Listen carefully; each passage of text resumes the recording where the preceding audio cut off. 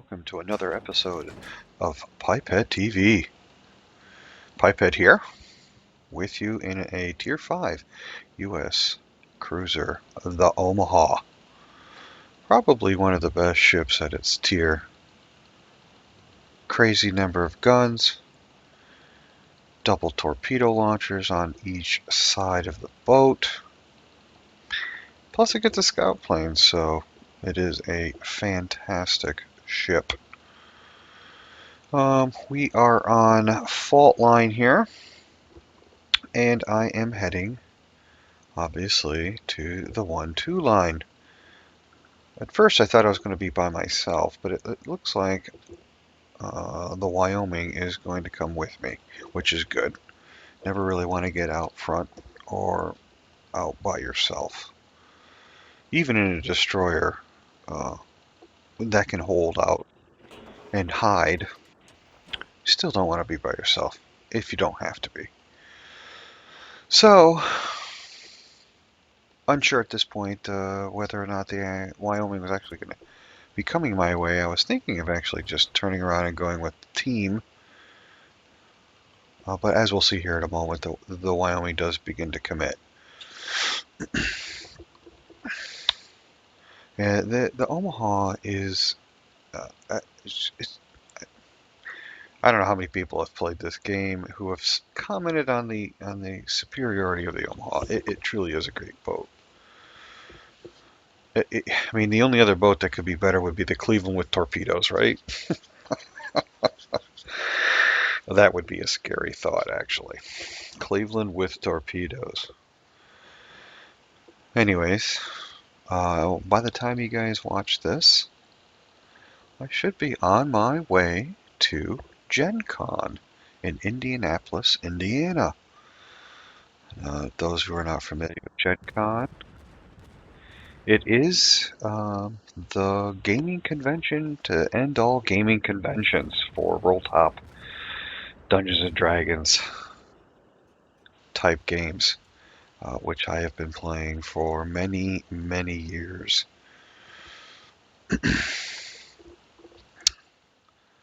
So, opening salvos there against the Tenru. Nothing. No hits, of course. And now we have incoming torpedo bombers. The Omaha doesn't have the greatest AA, but it has the maneuverability to dodge, and I was really late in making my move there. Fortunately, not too late, but pretty close. And the Wyoming, too, makes it through unscathed for that first round of torpedoes. I turn around here. Looks like I have another boat with me. Looks to be a Congo. But I don't know, he turns away for some reason. I mean, the torpedoes are pretty far away, so I'm not really sure. Now, if you noticed, that torpedo spread was pretty bad. And if you notice in the chat too, people were talking about the how good the carriers are at tier 4, first tier there where you get them, and and everybody's like, oh yeah, they suck. And, okay, and they, again, I don't play carriers as I've told y'all before, but I have people, friends who play carriers, and yeah, okay, so you're in the Langley, for instance, your loadout is dictated. You don't have a whole lot of airplanes. They don't do a lot of damage, but they are still a force to be reckoned with. And so what I've been seeing, especially since open beta, is I've seen the quality of the CV drivers or carrier drivers took a dramatic decline. And by that, I mean the torp drops are horrible. People are using automatic torp drops instead of manual, right? You see CV drivers not paying attention to the map and are getting caught from a flanking maneuver. So, okay, yeah, the carrier has its weak points, as does every ship at Tier 4, or any tier. There are weak points to be exploited, but there are also strengths that you need to know. And so, I don't know. It just bothers me when people say, oh, this ship here sucks, or this ship here sucks. Again, yes, that's true. And there are some ships that are arguably probably not the best. Furutaka, for instance. I mean, the guns are slow, the torps are not the best, paper thin armor, that sort of thing. But I just think with carriers, it would be beneficial for people who wish to use a carrier to actually learn how to manually drop their torpedoes or manually drop their dive bombers. And there are just literally some absolutely horrible torpedo drops in this game. Now, the first one we just saw, and that one wasn't too terribly horrible, but it wasn't the best. It could have been better. Anyways, enough of that ranting. So we are now pretty good on this flank. We are doing our working over this battleship here, the Miyogi. We've taken out a was it a Tenru and the other cruiser there. I am just using the island here to protect myself as I close the distance on the Miyogi. He looks like he was doing like trying to use the islands as well to protect himself. Battleship's not really good for that maneuvering, but hey, whatever works for you. So we see here there is a Tenru around the corner. Now I don't want to expose too much of myself. I know the Tenru's got torpedoes, and I don't want to really expose myself to another broadside of the Miyogi. So I'm slowing down, try not to expose my front from the front around the island, front of the boat, and now I get to lay in some devastating fire onto the Tenru. Yes, and I apologize for the low frame rates, people. Now I know that Tenru has probably launched some torpedoes, so I'm moving up very cautiously. And again, I don't want to expose myself to another broadside. Oh, there it is, and eclipse my front. Oh well. What are you going to do? Tenru is down. Now I accelerate, try to get to the next island before the Miyogi reloads. I have my friendly Omaha with me, just to the north.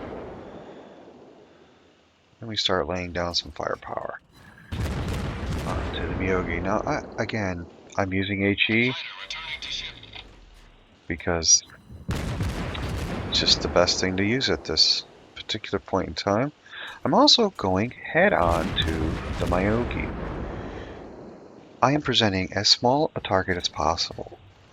You see a lot of people, including myself, I'll do it. I'll sometimes turn to go broadside to get more guns on target and forget to turn back either away, so I present a skinny rear, or a skinny rear, or turn forwards towards the enemy to present a slim front. But for some speculative torpedoes, I don't know what I was shooting at there. But yeah, you turn towards or away from the enemy if you're not going to be firing at them, or if you're in a boat like the Omaha that has a decent number of forward-firing guns, and you can't take the hits. You can't go hit for hit like with a battleship. Don't make yourself a big bullseye. Make yourself a tiny little thing. Anyways, put some shots here.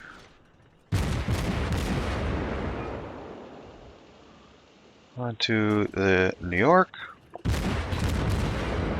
It's a nice battleship too, the New York. A lot of firepower. Now this is something I don't normally do here, and that is to stop. I don't really like to stop. I feel it puts you at risk for torpedo and dive bombers. But my flank was covered. There was no planes in the area. I had friends with me. I saw no reason not to. And put a couple extra shots down on the New York. So now that we're in the backfield of the enemy, as the Myogi has taken off, I am going carrier hunting. So be very, very quiet, as our dear old Elmerfoot would say. And this is what I'm talking about. I mean, carrier drivers, okay. I'm not sure if I'm spotted here or not, but you know that flank has fallen. So why is the Zwiho just now turning around? It baffles me why it took them this long. Now, the Langley arguably may have been similarly lazy and didn't get moving as quickly as possible. Torp's coming in. I'm going to take a hit here, but just one. Little flooding, and now I'm perilously. Oh my god, can't speak English today. Anyways, I am low. I'm very low on health.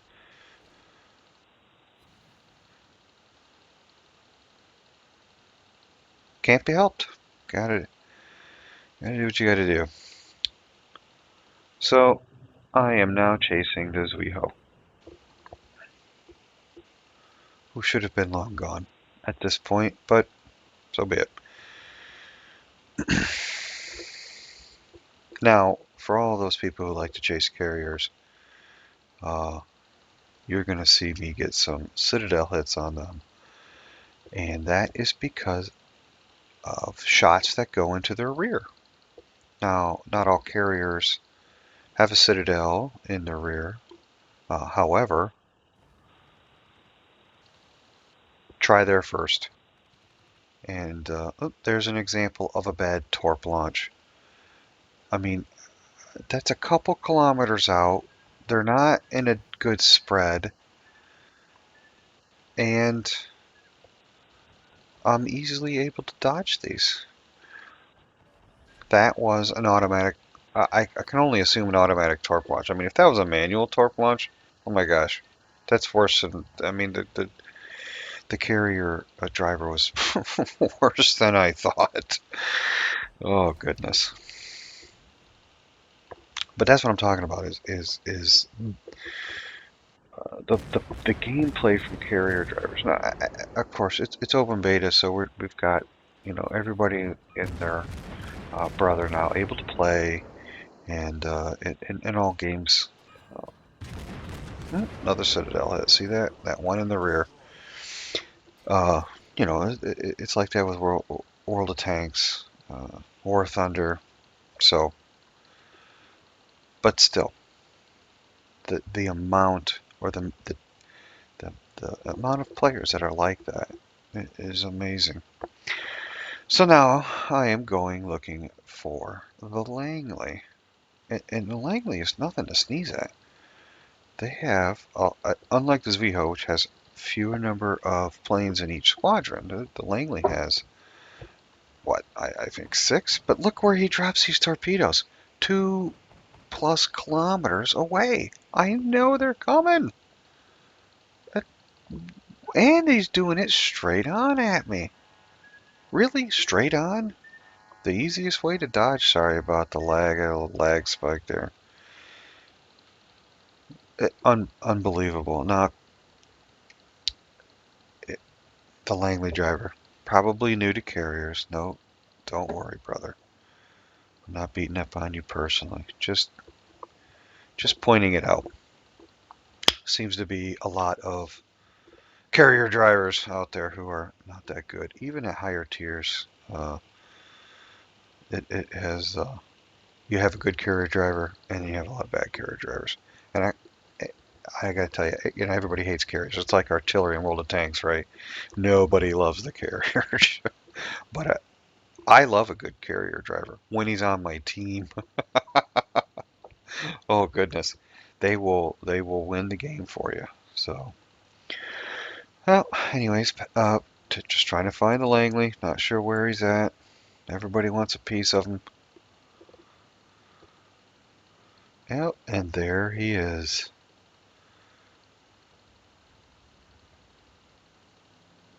And to borrow a term from the mighty Jingles, Swiggity Swooty, I'm coming for your booty. And just begin to lay fire down on this until the carrier is dead. Now, it, so I just got done talking about shooting a carrier in the rear, and what am I not doing? I'm not even following land advice. I shoot this carrier quite a bit towards the front of the boat. And all I can think of was I was just trying to set him on fire. I wasn't really thinking about Citadel hits. Because I do eventually switch towards more rear firing, firing towards his rear. Again, another weird and ineffective torpedo drop. But better, but not by much, and only because I wasn't paying attention. So somebody's already worked him over. See, and there's a Citadel hit. That last round went straight into the rear, and boom. And here we go for the post-game statistics. 3 kills, not bad. 3 Citadels, a whole bunch of fires. And number 3 in the team. Pretty darn good. So, I hope you enjoyed episode 3 of Pipehead TV, my World of Warships replay. Please leave a like and subscribe to my channel. Come back again for the next exciting episode.